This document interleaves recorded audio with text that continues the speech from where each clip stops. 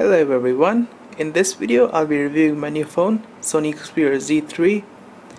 So it's been about 5 days since I bought this phone and so far my experience has been extremely good. There are no lags whatsoever in this phone, and also you guys can leave a comment down below and I'll be happy to reply to you and help you out if you want to buy this phone or something. So anyways, let's take a look at the physical dimension and physical features of this phone. So this phone weighs about 152 grams and we've got a 5.2 inch Full HD 1080p panel. It's a triluminous display by Sony. Two stereo front facing speakers, one on the bottom and one on the top. A front facing 2.2 megapixel camera. Your light and ambient light and proximity sensor is in there. Also there's a small notification LED on your top left hand side corner. There we go. So if we turn the phone over to its right side, we can see a two-step dedicated camera shutter button. You can just press this to launch the camera even when the phone is asleep. So a power button, a volume rocker, your micro SD card slot coupled with a nano SIM card slot. On the back we've got Sony branding here, Xperia branding, NFC logo, a 20.7 megapixel rear camera which also shoots 4K videos with a tiny LED flash.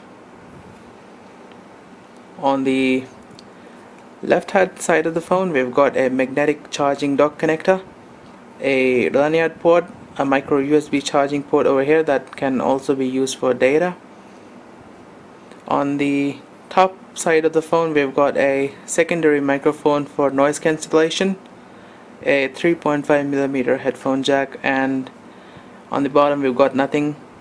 So what gives the phone a premium feel is this aluminum strip surrounding the phone. It's a kind of a brushed aluminum finish and the phone feels extremely sturdy in your hand. Also, what's worth mentioning is that this phone is IP68 certified, dust proof and water resistant up to 1 meter and for about 30 minutes.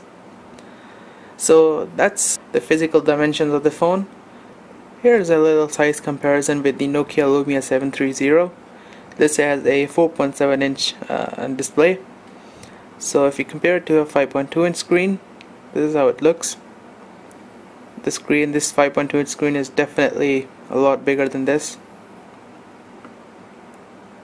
And yeah, the Xperia is also a bit thinner than this phone.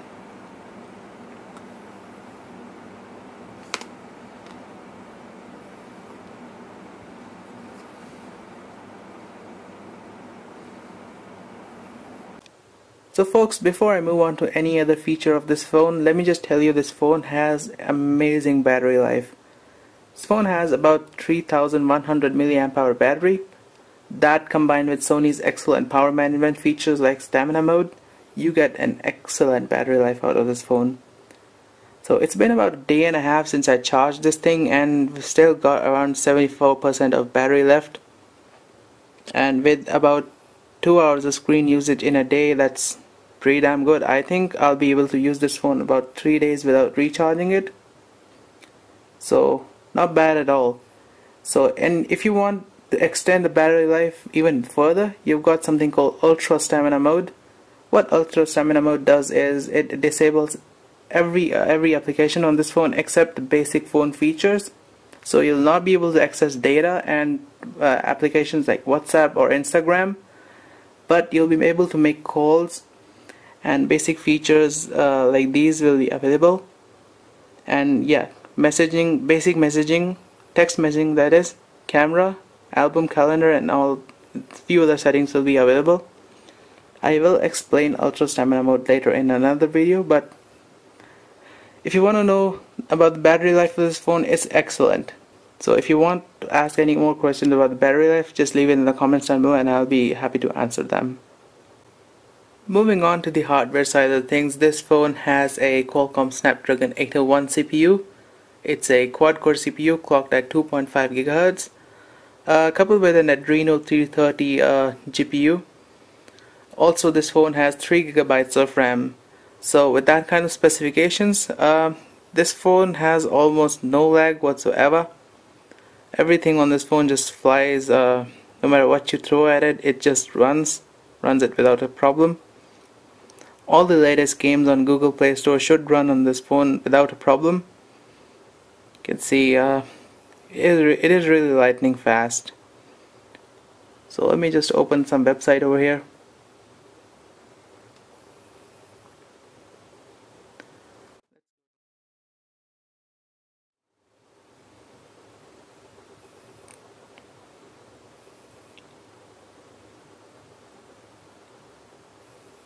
That's just my internet connection, it's not that fast.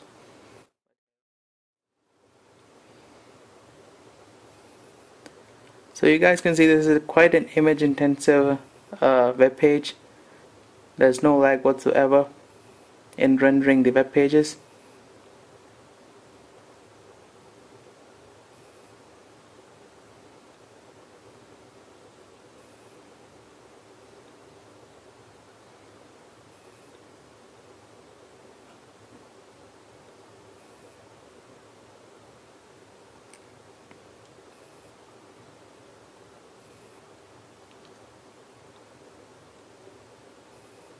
Oh, it's gone to the mobile version of Steam.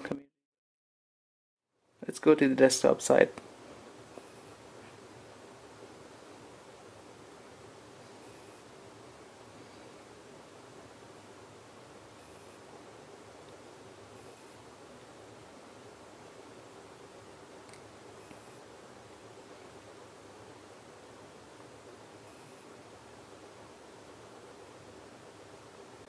So if you're running Android KitKat on this phone, when you turn this phone on for the first time, you'll be left around with about 12 GB of storage. As you might have noticed, I have updated the phone's application and installed a few basic applications like Instagram and WhatsApp Messenger. So I'm left with around 11.5 GB of storage space.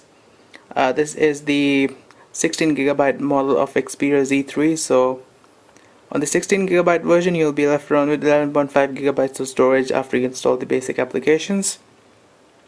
Fortunately, the memory is expandable on this phone through the micro SD card, which goes in over here. This phone accepts up to 128 GB of micro SD card. So let me just show you how much RAM is in use.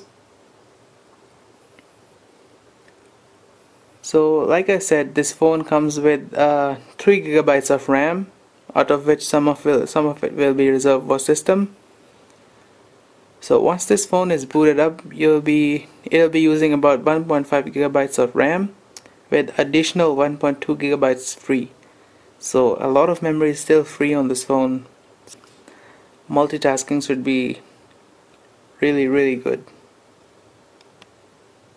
Also, I want to tell you that I did go ahead and disable a few applications, the ones that I don't use, so that the phone remains bloatware free.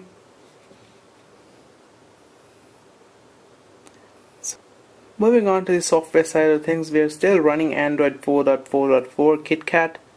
Sony has started releasing the Android 5 Lollipop update for this phone, but I still haven't got it. As soon as I get it, I will do another review running Android Lollipop on this phone.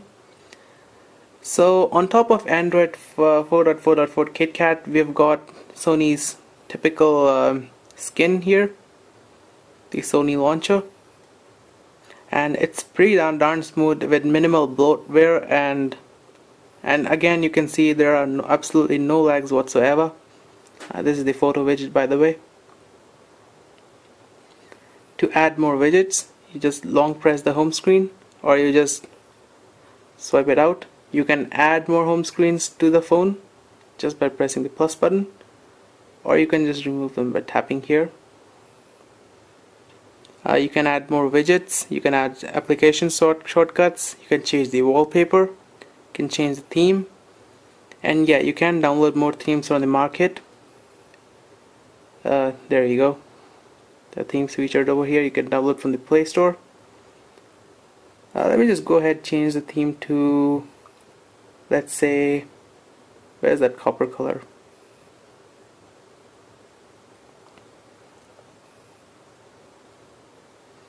Yeah, there we go. It's really matching the phone color right now.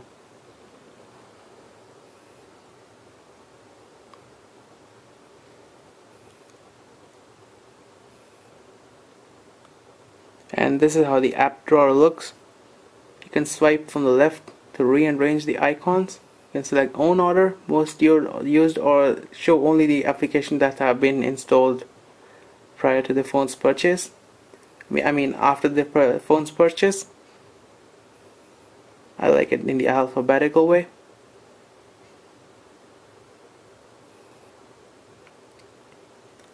So in the drop down menu we've got notifications here, the time over here, and something called the quick settings over here. You can change Bluetooth, Wi-Fi. By the way, these icons are customizable, so if you want to change them, press edit. You can just drag and drop them like this. So it's that easy. So this is how the keyboard looks like in the messaging application, and this is how it will look like in WhatsApp, Messenger, and in the internet browser. So about me, I can type with one hand properly on this keyboard. Let me show you.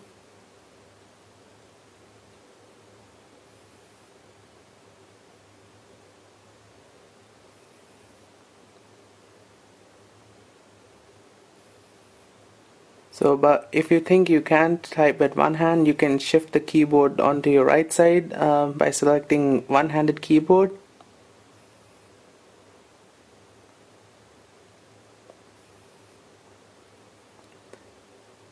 So, yep, that's that. You can also shift it to the other side by tapping this icon, and shift it back onto your right side by tapping this, and make it full. Make it a full keyboard again. And if I tilt my phone like this, you get a landscape keyboard. And yes, this supports gesture input as well. But it's better to type two-handed like this than to do a gesture input.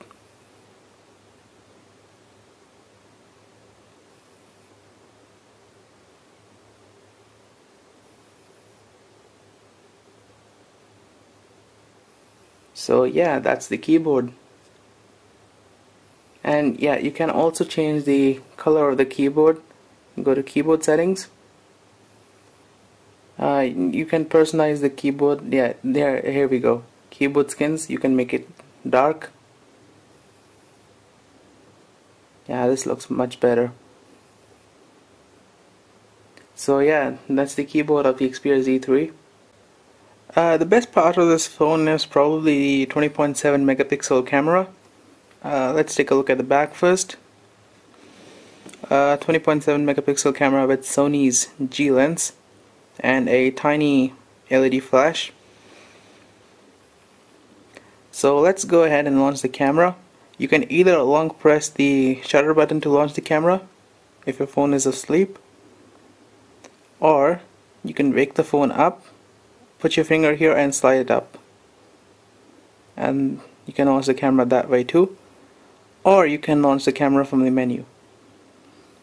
So this is probably the best camera interface I've ever seen on a phone.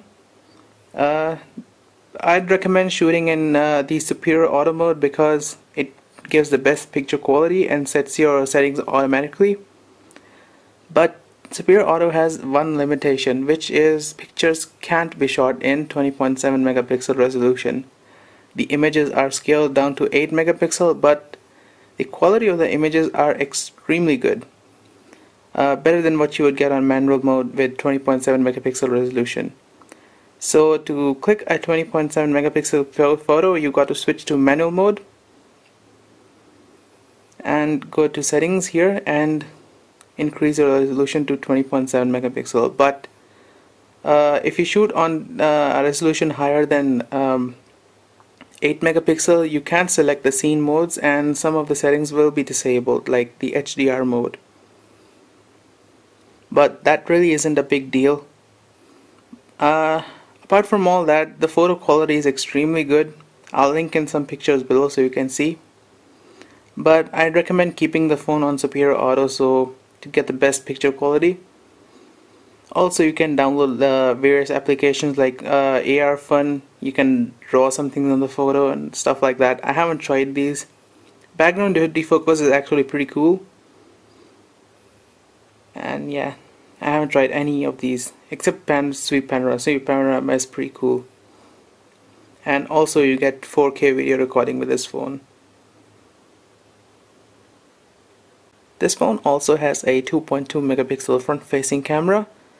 That camera can also shoot videos up to 1080p at 30 fps.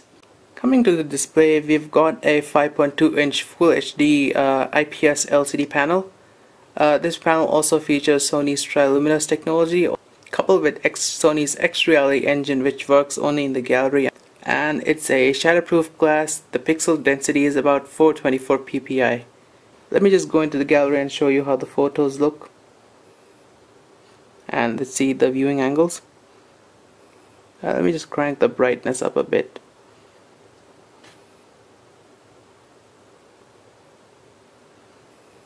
Oh yeah, the display is pretty darn bright. Extremely good viewing angles.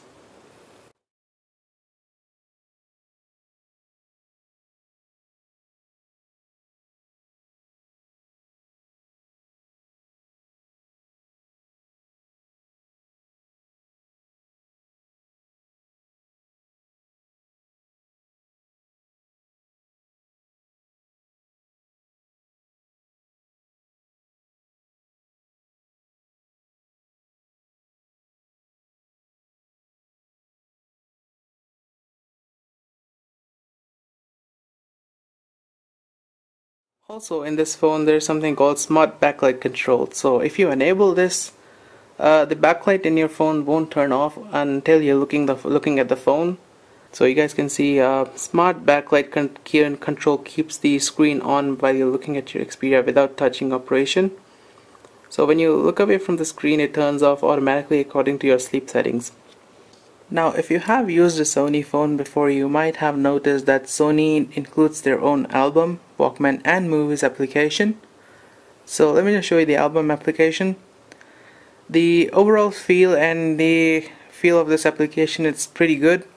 It's pretty well polished and super responsive. So if you want to zoom into your photos, you just pinch it like this. Zoom it out by pinching it out. And also the album application supports video playback as well. Let me show you one. This is the Sony demo. And you can see how good the screen is on this thing. Yeah, pretty vivid and bright colors.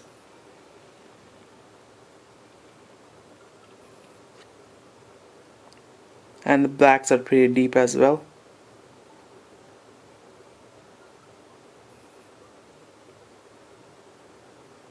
Yeah, the screen is a bit dirty.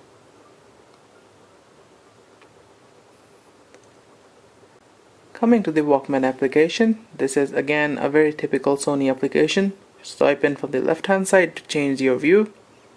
You can view your artists, albums, songs, and different folders on your phone. It shows the folders only containing music.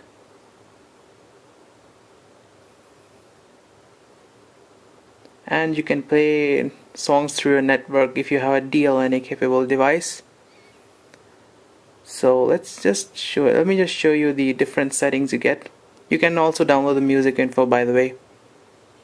You can also replace the existing artwork, and this works actually pretty good.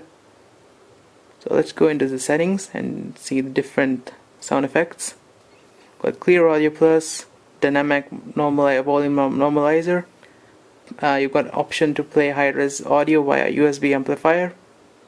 Mic sensitivity, so you can also change the mic sensitivity if you're recording a video. Also, you can change the different type of headphones. I haven't tried this because I don't have any of these headphones right now. Let's just see the sound effects. We've got equalizer and also Sony's clear bass. And I haven't tried this setting at all. Apparently it upgrades the quality of compressed music to near high-res audio by restoring high-range sound. You've got surround sound for your headphones, and you've got S4's front surround sound, and what that does is it reproduces almost surround sound like quality from the front stereo speakers. So yeah, that's that about the Walkman Player. Let's move on to the Movies application. Again, very typical Sony application. Swipe in from the left hand side to change the view. You can play the videos through your network server also, but again, I haven't tried that feature yet.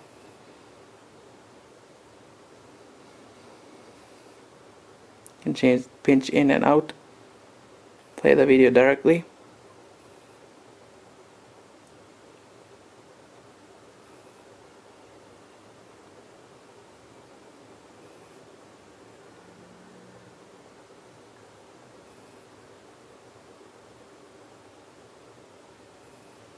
So yeah, pretty good. Other features of this phone include a Wi-Fi ABG and AC dual band Wi-Fi module. This phone has Bluetooth 4.0, which also supports A2DP, GPS with GLONASS and Baidu. This one has NFC, micro USB 2.0, MHL3 TV out, and USB host. So yeah, that concludes this video, guys. I'm extremely sorry if I missed out on anything. If you want to know anything more about this phone, just leave it in the comments down below. Leave your question there and I'll be more than happy to answer you. So that's it for this video, guys. Thank you for watching and stay tuned for more.